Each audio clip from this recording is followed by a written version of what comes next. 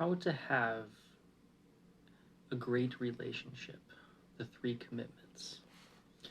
This is from a book, Why Is This Happening to Me Again and What I Can Do About It by Michael Rice.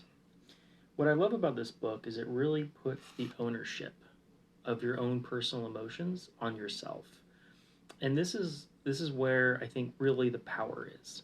If we put ourselves on the effect side of the equation, we lose our power. We lose all ability to fix the scenario because we have released the ability because we're on the effect side versus the cause side. When we're on the cause side, we have control over the scenario, which is ourselves, right? What they mostly talk about in this book is if you feel it, it is yours to deal with. And that stings, right? Because it is so easy to say, you did this to me, it's your fault. And see, what happens in that scenario is you've just removed all of your power. You took your power and you gave it to somebody else. And when you do that, you have nothing that you can do, right? You become the victim. Woe is me, I don't know how to do anything, yada, yada, yada. Now, step back from that. Put that over there, right? If you then say, what can I do? It is mine. I felt it. It's mine to deal with. Now the world is opened up to you. You have all this amazing options now because it's not a matter what they did to you. It's a matter of how you responded or how you reacted, right? Because that's really another difference too. So let me read these three commitments to you. And if you can implement these in your life, it's amazing how much change will happen. So these are the three commitments. I promise to trust you enough to tell you the truth and treat you lovingly, gently, and with respect. I will do this in my thoughts, my words, and my actions, whether I'm in your presence or not. Now that's hard, right? Sometimes the truth will sting because we're not ready for it, but in the end, the truth will fix it. Because if you avoid the truth, lies are created, even white lies can grow into something big and unmanageable. Now there's a candy coating doesn't necessarily work, but there's a way to gently tell the truth without saying a white lie. And that's an art, and that takes practice. And if your partner is in a good place, you might just be able to say the blunt truth. But there's also a gentle way of telling the truth without doing a white lie.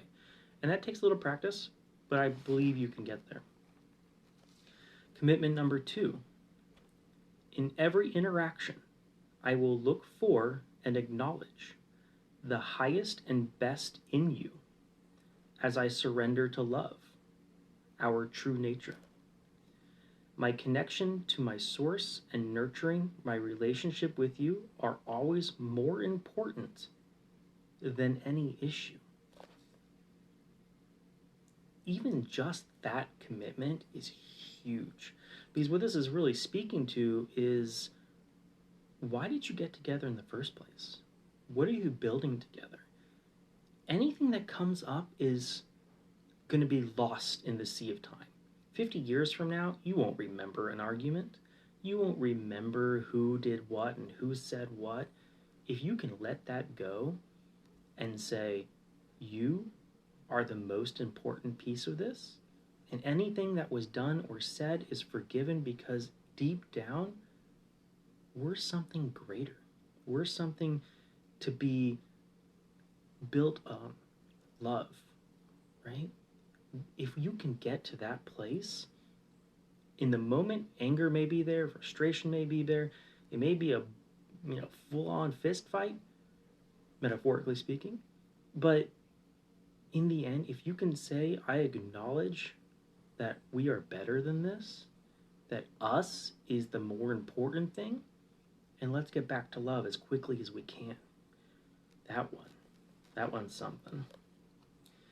And the third one, if anything unlike love comes up, I will hold us in my heart and listen as I learn to speak. experience, and be responsible for my own realities. I am here for you and with you.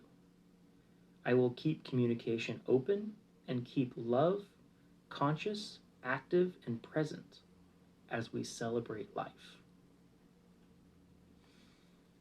So that's the three pieces, right? The first one is being able to trust. The second one is returning back to love. And the third one is forgiveness and ownership when stuff does come up. Because you forgive the other person for having stuff, and you forgive yourself for having stuff, and you return to the responsibility of, if I feel it, it is mine to deal with, and I should be leading, right? Don't wait for the other person to lead. That's why things break down. A great leader knows where they want to go and makes it happen. If you want your relationship to work, it doesn't matter what the other person is doing. Be the leader. Take control of your own actions. Return back to the source, which is love, trust, and move forward. If the other person eventually doesn't want to or whatnot, then you make decisions about the relationship. But if you lead, the other person will follow. And these three together is amazing. If you would like to talk about these 3 points more, or having trouble being responsible or a piece of your own feelings, reach out to me. I'd love to work with you, help you out, and see how these 3 things can fit into your life. And if this resonated with you, tag somebody, share this with somebody. This is powerful stuff. And I just want to say thank you for watching, and have a beautiful day.